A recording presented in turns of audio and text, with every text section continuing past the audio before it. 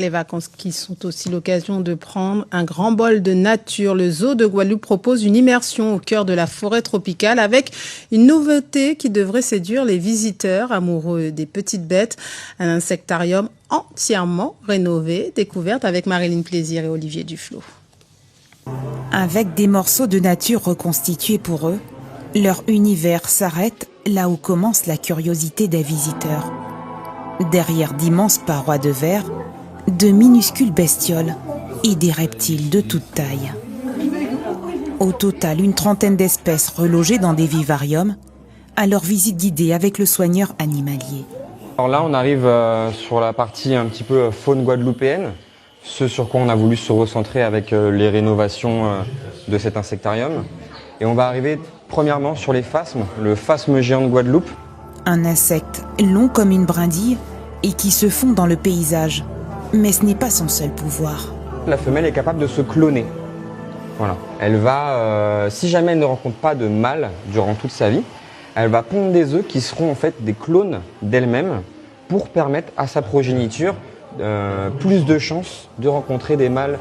Ici, de l'univers des insectes à celui des reptiles, il y a seulement quelques pas.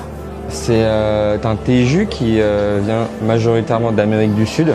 Il va majoritairement passer ses journées un petit peu à se prélasser au niveau de son point chaud.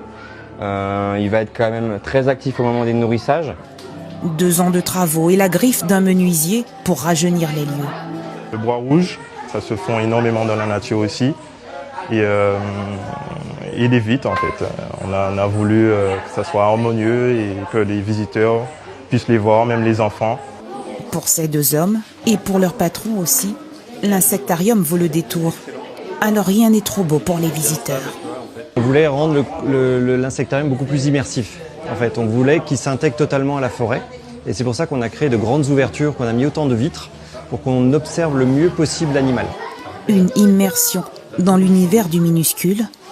Tous ici en redemandent. Très bien préparé. Franchement, dans leur lieu de vie, comme c'était dehors, c'est parfait. Ça les change. Comme ça, on peut voir vraiment comment ils vivent quand ils sont dehors par rapport à l'intérieur. C'est hyper agréable, il y a beaucoup de choses à voir. Et puis c'est visible, on est quand même proche. Et puis c'est bien lumineux. C'est bien éclairé, il y a quand même beaucoup de faune.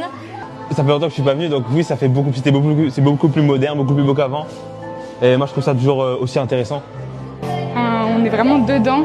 Moi, je trouve ça hyper beau. C'est la première fois que je viens, donc je suis émerveillée de voir tout ça. Et puis, hors des murs de l'insectarium, il y a la forêt qui n'en finit pas de faire rêver, petits et grands.